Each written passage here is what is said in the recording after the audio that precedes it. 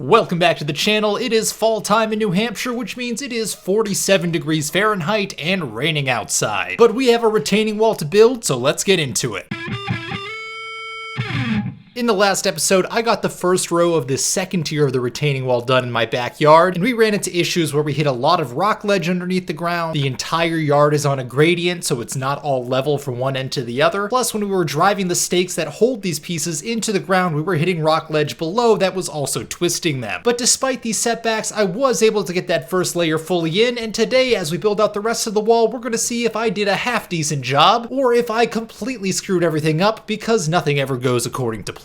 I started the morning trying to wait out this rain shower, primarily because I didn't want to get any of my tools, most notably my saw, wet, and I also didn't want to have to carry each of these boards into my house, cut it in my garage and make a mess, then carry it back out, and then if I had to cut it again, carry it back in. So as I waited for these showers to pass, I still tried to do everything I could in the meantime. Most notably, the reference string line that I was using to dig a straight trench, I moved that to the front line of these boards, and that way I would have a straight reference line for where each of those first layers would go, making sure that everything lined up between these new pieces. None of the pieces of the first row that I laid down were actually connected. They were spaced out by several feet, and even though they were level and they're going to be buried in the ground and we're not going to see them, there's still a chance that they weren't lined up with each other. So if I only went off of those, there's a chance that I would have some curvature to this wall, which wouldn't look good and wouldn't line up properly long term. When I moved the string line, I noticed that a couple of these boards were about a ½ inch off on one end. Honestly, that's pretty good considering I did this mostly by eyeball and by measuring from the string line where it was before a couple feet back. Beyond that, these first rows are all going to be buried under the ground. We're not going to see them, so as long as everything going forward lines up that we're stacking on top, we'll be in pretty good shape. I started by stacking the full 8-foot boards that did not have to get trimmed. Even with the rain shower, I could put these in place and then get them fastened down without really putting any of my equipment at risk. I also decided to backfill as much of the gravel as I could while I was building this up at first, because on the first tier of the retaining wall, I didn't do that and I had to shovel all the gravel over at the end, and quite frankly, that was an absolutely miserable experience. I figured by incrementally adding it here, it would be easier to do because I could just pour it directly with the wheelbarrow, which proved to be true and proved to be a lot less strain on my body. But before long, I hit the stopping point where I couldn't add anything else without cutting it down to length. Fortunately, the showers were starting to pass, so I put down a layer of cardboard to prevent a lot of the dirt from building up within the saw, and I also took a tarp out of the garage to cover this up when I wasn't making cuts to protect it from any stray raindrops. And as I discussed in a previous video, we don't have enough space behind this retaining wall before we hit the property line or the rock ledge to do the Deadmen. For that reason, I'm staggering each layer of this retaining wall about a ½ inch back from the previous layer, and that will give this some extra strength through a natural lean to help support it over time. So this was pretty much my plan, was stack everything up sequentially to go as far as I could between rows before then starting the next piece. And even though my camera battery died before completing even this first iteration, I quickly discovered that I had some other challenges to face. And that challenge was figuring out what to do at this end and the other end over by this back staircase. Now, as you can see, I basically can't build up a next layer of the wall until I have the piece that goes out here at the bottom, because everything is going to overlap and build off of that. Which means I have to figure out these two corners first because they are at the two lowest points. Now, I thought it would be nice and easy to add an end block here. All the boards would come up to that end block, and it would be like a nice end cap finishing off the whole wall. Except for a couple problems. The first is that there's a little bit of setback to the first tier of the retaining wall, so if I leave this perfectly vertical, there is a little bit of gap there, which means I would have to angle that in. That's not a huge deal, I would just have to make the end cuts of the wall at a bit of an angle to accommodate that. The other problem is this old cinder block wall behind it is in really bad condition. Because I didn't replace it and it was cracked previously, it is completely bowed out, it is not level, and beyond that, where this used to come out into the yard, there are substantial chunks of cinder block that still poke out and prevent me from putting a block in that place. Furthermore, there's a lip on top of this wall, it sticks out about 2 or 3 inches, and it prevents me from putting anything that's tall enough to accommodate this whole wall from going directly up against the side of it. But back to these pieces of cinder block that are sticking out. I could go through the effort to try to chisel or cut these to be more flush cut, but there is some risk associated with that, right? I might not get a clean cut, I might have a gap there still at the end depending on how much breaks off, and if the gap is too big, I'm either going to be able to see the gravel through it, or the gravel itself might actually be enough to fall out of that gap and slowly cause the backfill to drain out over time. All those are things that I don't want. So I think the easiest solution here is I'm going to cut one block that's short enough to go under this top lip, but still in front of that first tier of the wall. Then I'll have the higher second post that goes in front of that, and that'll come out far enough to meet the end of the second tier. And now going over to the back staircase, which is made of cinder blocks and concrete. As you can see here, there is a substantial amount of concrete built up on the side of this, and it sticks out several inches as well. So while I originally thought that I could just build up the blocks directly onto the side of this and maybe anchor them in, this concrete prevents me from being able to do that cleanly. So just like the other side, I could try to chisel this off or cut it by hand, but there's a really big risk associated with that where it could take away some of the other blocks as well. You can also see that I have all this dirt underneath the staircase supporting it. I don't want that to wash out over time if I don't have good drainage in this area. So instead what I decided to do is I'm going to have to extend the trench that I started for that first layer to wrap around this staircase, and then I'm going to build the wall a couple of inches out, maybe 3 to 6 inches depending on how much clearance I've got, and then backfill that using the gravel for drainage. This also solves a separate problem I had. When I was digging out the trenches in the last few episodes, I realized that the rock ledges that were in the ground were taking up a significant volume that I thought was going to be filled with gravel. Because I bought exactly enough gravel for this project, that means I have to find somewhere else to put that gravel, or else I'm going to have a pile in my front yard indefinitely. Needless to say, I don't want to stare at a pile of gravel forever, so being able to put it here instead is going to help alleviate that issue. So with that, I got to digging, and I gotta say that this was by far the easiest section of the yard. There was absolutely no rock ledge, and there was pretty much no rocks either, which means this entire section took 20 minutes instead of taking an hour to cover the same span when I was hitting the rock ledge. I was able to quickly put down some landscape fabric, put down a layer of gravel for drainage, and then get the first layer in, and this entire section took me maybe an hour total. Now, I would like to claim that I'm just the fastest learner of all time and now very experienced from having done this precisely once on the rest of this wall, but really it is just that much easier when you're not hitting a rock every time you push the shovel. Now, I made the decision to make this section of the wall as close as I possibly could to the side of those stairs. The whole point of this project was to make the yard look more open, and I think that if it came out any further, it probably would have ruined some of that effect. But I was able to quickly start stacking the layers of this section, and as I did so, adding the gravel both in front of this, as well as feeding it into the backside. I was worried that if I waited to put the gravel in at the end, that it wouldn't fully fill all of this space, and that over time it would settle and fall in, leaving a little bit of a gap on the top. So this is another area where the incremental filling as I went would probably be a lot more helpful to both doing it quicker and towards getting a nicer final result. Especially with that piece of concrete that was sticking out, there was going to be no way to get gravel below that after I had built up layers past it, since that was going to be directly up against the back of the retaining wall once I got to that height. And like I said, these low points were preventing us from stacking the next layers and building up the rest of the wall, so once we had that figured out, cranking out the next layer for the entirety of this back section was an absolute breeze. As we saw with the first tier of the retaining wall, once you actually have that first layer figured out, everything else that gets stacked on top of that just goes faster and faster until you hit that finish. And speaking of finishing, we were hitting about 6 p.m. for this day, which means it was probably a good point to call it. This isn't as much progress as I was hoping to make in this one day, but that said, I had to dig a new trench. I have 4 rows of blocks down in that section directly next to the staircase, and then I was able to build it up along the entirety of it and figure out what I wanted to do in the other corner, which was a huge hiccup I wasn't expecting. And going down to this first row of the blocks that we had as our base layer, you can see this one corner is bent in by probably about an inch or so. As I said at the start of this video, even though that first layer of blocks was all level, they weren't necessarily in line with each other perfectly, so that's what you're seeing here. But as I mentioned, this will be buried underground. We're never going to see that, and we're still going to have a great final product. So if you're doing something like this and you do make some mistakes, don't feel discouraged. There are going to be ways to press forward. But at this point, I was cold, I was tired, and I decided that this was definitely enough punishment for one day, so I cleaned up and called it a night. Which brings us to the next morning, where I did some inventory and realized a little bit of an issue. Ever since the first layer, I knew that driving those 10-inch lag bolts to connect these layers together was putting a lot of stress on the drills that I had, and they couldn't really keep up with the demand. As a result, I had to hand turn these lag bolts for the last several inches, and the level of force that it required to do that was going through every single socket that I had that was the correct size for these. I realized that I had already ruined, I believe, 4 sockets up to this point, and I was down to my last one, and if I stripped this one out as well, I was going to have to spend half the day hoping that a store had one in stock that was the correct size and that could hold up to the abuse. I was also already at my budget cap for this project, so I really wasn't looking to spend the money at this point, but that's a whole separate issue. Rather than preemptively buying the sockets, I decided to press press on and do as much as I could today, and then I would just stop when the socket broke and worry about it at that point. Now, I thought it would be a little bit ambitious to try to get the whole wall and the backfilling done today, but I would have been really happy if I could just get this wall finished. So I was going as quickly as I could to stack these layers up, and honestly, I was making some really fast and some really good progress. I did decide to leave a weep hole in the back corner that you cannot see in the front end of these stairs. My thought being that if there was ever excess water buildup, it would leak out of there before washing out the bottom of the sand that's below the staircase. And I used some heavy duty staples to attach that to the back as a filter to prevent the rocks from coming out in the future. That's the only non-standard thing I did in this entire section, and you can see that drainage hole right here. But other than that, this entire row was hassle-free and uneventful, which is not something I get to say often. Eventually though, I got to the point that we had built up the entirety of this back row, and I couldn't do anything more until we built up that wall on the right side of the yard. Now let's move over to the section that I like to call the concrete corner, because that's where the corner of concrete sticks out. As I already said, I'm going to build out to the new wall using a double post in the corner. So first I cut the short piece that has to go underneath that concrete lip on the top there, and the second piece, being a corner post, I want it to be a little bit taller, just as almost like an accent corner. I also plan to make the end cap on the staircase side stick up by the same amount. That way I just have some consistency, but that was a deliberate stylistic choice and something that I think is going to be a nice finishing touch. But the reason I started there is these other pieces are going to have to go up to those end posts, so having those end posts first is really going to drive the actual length that I have to cut those pieces to. As I also said, I'm going to cut this at a little bit of an angle so it lines up with that first tier of the retaining wall, and I couldn't determine that angle properly without having these end posts in place. But once I did that and these first few rows went down, this project started absolutely cranking along. Just like I did on the first tier of the retaining wall, you can see I'm staggering blocks every single row. I didn't want to have any pieces that were shorter than about 18 inches at any point of this, and really those were the only two guiding principles at this point, and everything else was just straight cuts. And while the fall weather here was pretty chilly, I was staying just active enough to be perfectly comfortable with the thermals that I had on, and somehow, unbelievably, despite how much I like to complain about the weather, it wasn't impeding me at all. What's even better is the half-inch setback that I was using for each new row looked a lot better than I thought it would look in my head. I was really worried that it would look a little bit unfinished or a little bit out of line just because of that setback, but honestly, it gave the wall a whole new level of depth and dimension that I wasn't expecting. And whereas before I staggered everything down from the back corner out towards the edges, now I was doing the reverse of that, where I built out the edges as high as I absolutely could and then staggered it down to that back corner, knowing that that 90-degree angle was really going to be my only semi-challenging part that I had left, partially because of the half-inch setback that I was doing. But alas, I had built my timber tower as high as it was going to go in this corner, and I based that height on the level of the ground behind it. I want it to be a couple inches above that, so not only would it capture the gravel backfill, but it would prevent any of this from washing out over time and bleeding into that gravel, and also it sort of hides that top end of the yard because this is only about a 1 foot wide strip. It's not really easy to mow or maintain. That way, when you're sitting on the main level of this yard, it is partially obscured and it looks a little bit better. At this point, we're ready to tackle that corner and then build up the rows on the other side of this retaining wall. And the only challenge here was trying to match the gradient of both the yard and the slope behind it, where you can see that old retaining wall made out of stones. Because the ground wasn't level back there, I had to choose the right section where I thought it would look good to taper down while still providing the same level of coverage that I had on that other side. And while this wasn't exactly rocket science, I was worried that picking the wrong spot wouldn't look good, and I decided I would rather have the wall be a little bit too high than a little bit too low, for the same reason of trying to block some of the view of the ground behind it. And as I got board after board into place, as this wall was finally coming together and resembling what it was going to look like in the end, and as I realized I was getting closer and closer to the finish line, I realized that my strategy of not backfilling this as I built it up was actually the right move for this day, because I was finishing this perfectly as the sun was starting to set, and if the weather hadn't worked out on any future days, it could have prevented me from running the saw, causing me substantial delays and not being able to finish this before the winter. Just experiencing this beautiful sunset as the day came to a close, and as I was putting these final blocks into place, I can only describe it as one of the best feeling and one of the most poetic experiences that I've had doing a project on this house. This is one of those few times where everything just seemed to come together and line up perfectly, and it's genuinely one of the best feelings I've had over the course of this project. So with that, let's jump into some closing thoughts. All right, here we have it. I got to trim out the edges, but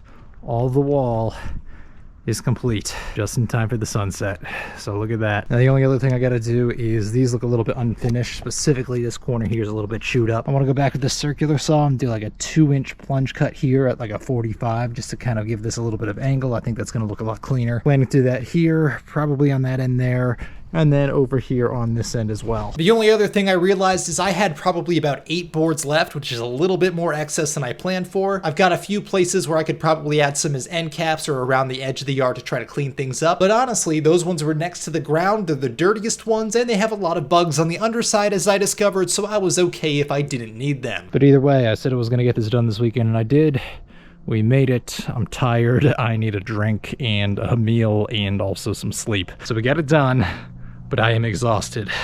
Like, totally burnt out. So after this marathon of a last weekend, we were finally at a point that we had finished building the actual retaining wall. And while my body was absolutely feeling it, while I was so tired, exhausted, and sore, there was nothing quite like the feeling of my head hitting the pillow knowing that this was done. So that'll do it for this episode, and I'll see you guys next time when we're doing some of the final touches to make this complete. Thank you for watching.